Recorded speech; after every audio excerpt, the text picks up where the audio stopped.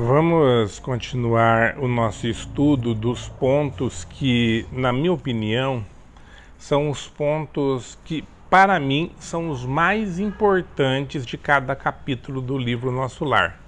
Hoje nós vamos ler o capítulo 21. Aliás, nós vamos ver qual é o ponto que eu acho mais importante do capítulo 21. É do livro Nosso Lar, acho que todos vocês já leram.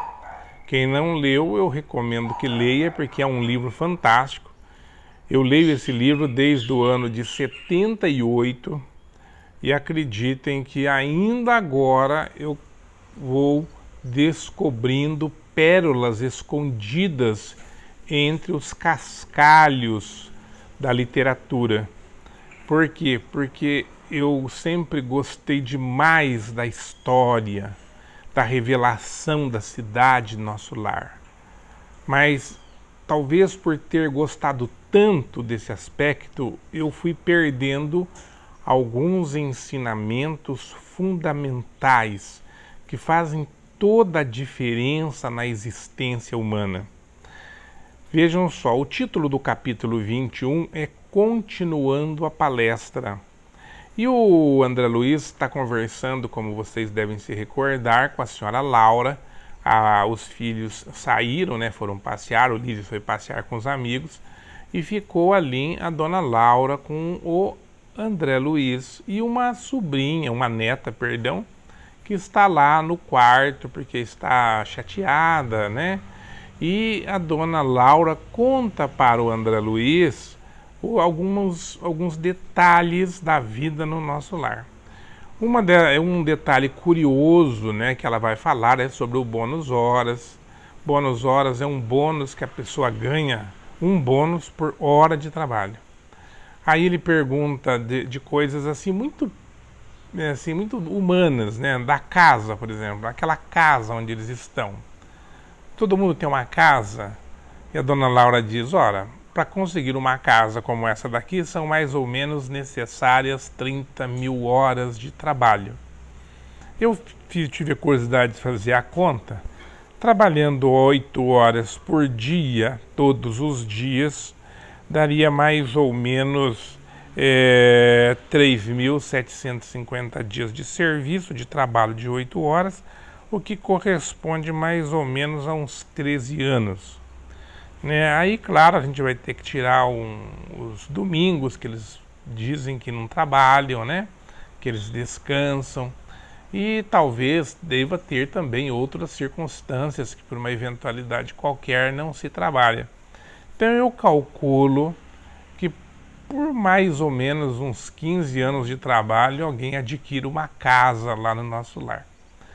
Essa informação ela é curiosa, Ela é curiosa, nos remete a nossas aulas de economia da faculdade, de que quem detém o lugar que você mora deve ser seu, Mas isso são minúcias que não vão fazer muita diferença na nossa evolução como espíritos, Se você chega num determinado lugar, você vai se adequar às regras daquela localidade, como quem muda de país tem que se adequar às regras do país para onde foi. Então isso para nós, na minha opinião, não é uma coisa relevante. Mas é curioso de saber. Agora, o que me chamou a atenção mesmo nessa leitura, não sei quantas vezes já li esse livro, mas o que me chamou a atenção, porque apesar de ler, de comentar, de resumir, acho que esta é realmente a primeira vez que este parágrafo me chama a atenção. Eu vou ler o parágrafo para vocês. Mas a esfera do globo nos esperava. Por que ela está falando isso? Porque no parágrafo anterior ela estava contando que ela estava morando ali no nosso lar com o seu marido e ela estava muito feliz, porque o marido havia vindo antes, trabalhado ali durante 18 anos, adquiriu a casa, daí ela veio e eles ficaram muito felizes. Mas olha a importância desse parágrafo. Apesar de toda aquela felicidade, mas a esfera do globo nos esperava.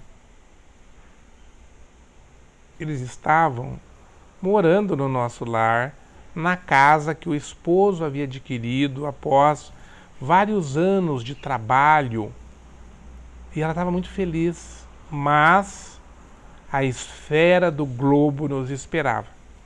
Então isso já quer dizer para nós que, ainda que a gente esteja lá no nosso lar, né, que o nosso lar é assim, aquela visão que nós costumamos ter de um lugar maravilhoso após o desencarne do corpo. Mas mesmo estando naquele lugar, gozando daquela felicidade, atentemos para a afirmação. A esfera do globo nos esperava. Seu presente estava cheio de alegria. O passado chamava a contas para que o futuro se harmonizasse com a lei eterna. O passado chamava contas para que o futuro se harmonizasse com a lei eterna. Então nós temos 3 tempos aqui, não é? O passado, o presente e o futuro. O presente estava muito agradável, mas havia uma inquietação tomando conta do espírito da senhora Laura e do seu esposo.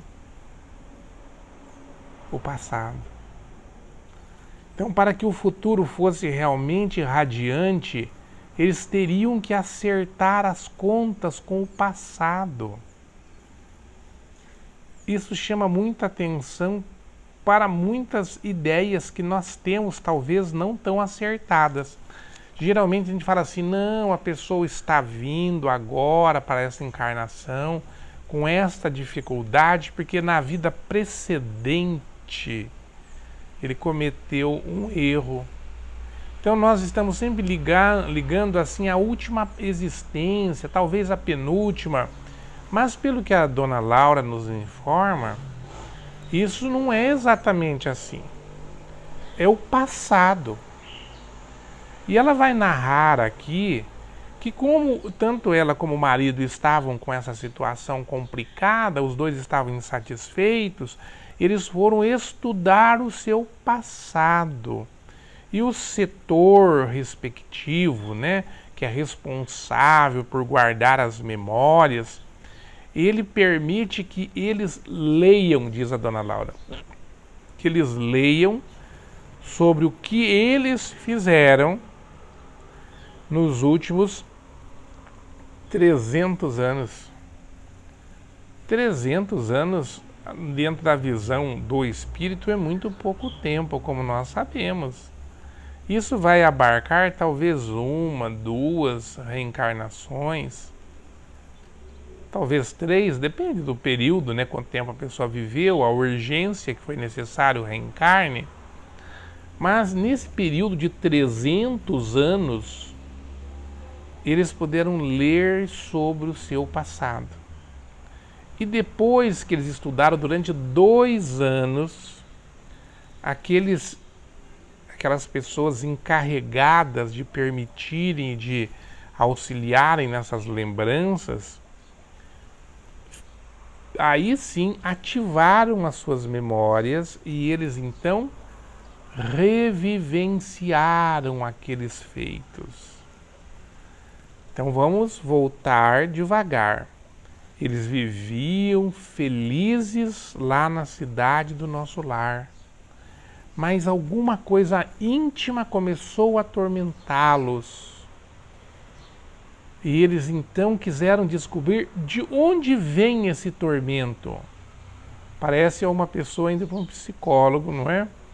Fazendo aquele trabalho que o psicólogo faz muito bem feito, de fazer a gente recordar da nossa juventude, da nossa infância, para descobrir ali de onde vem o trauma. Então eles voltaram 300 anos no passado, estudaram o seu passado, aí relembraram de fato, porque só estavam lendo. O processo é tranquilo, não tem pressa. A senhora Laura diz que se a gente lembrar de tudo que nós fizemos de errado, nós nos sentimos extremamente infelizes Se nós fomos as vítimas, nós também nos sentimos infelizes, então não ajuda em nada isso. É necessário que venha o tempo. Quando nós amadurecemos, então buscamos conscientemente essas recordações para resgatarmos as dívidas que nós carregamos. Vou terminar de ler o parágrafo. Não podíamos pagar a terra com bônus horas. Vejam só, não adiantava os méritos que eles tinham recebido ali no nosso lar.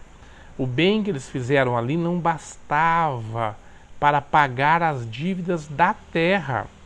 Olha só, não podíamos pagar a terra com bônus hora, e sim com o suor honrado, fruto do trabalho. Dada a nossa boa vontade, aclarava-se a nossa visão relativamente ao pretérito doloroso. A lei do ritmo exigia nossa volta. Então esta é a grande lição, na minha ótica, deste capítulo 21 do livro O Nosso Lar. Nós podemos estar felizes, nós podemos estar bem no mundo dos espíritos, mas o nosso passado começa a cobrar a reparação daquilo que nós fizemos.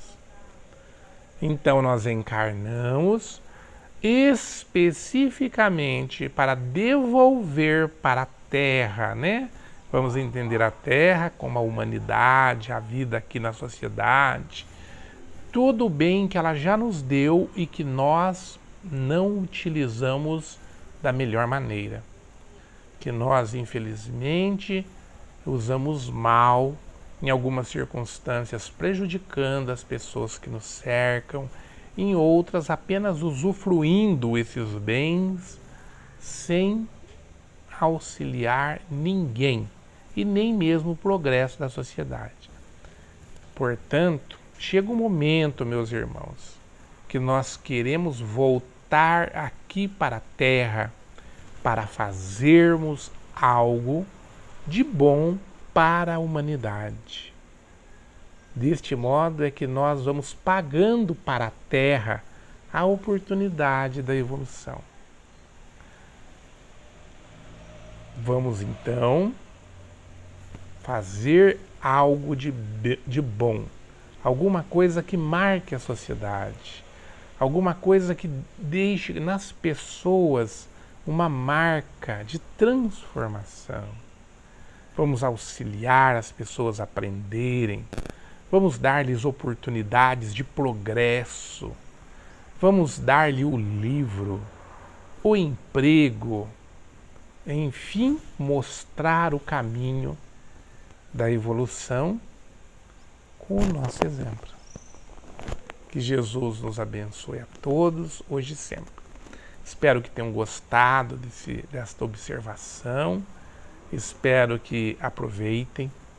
Se gostaram, por favor, compartilhem, assinem o nosso canal, marquem aí para receberem outras mensagens e, por favor, ajude-nos a divulgar esse trabalho maravilhoso do nosso querido mestre Chico Xavier. Que Deus os abençoe sempre.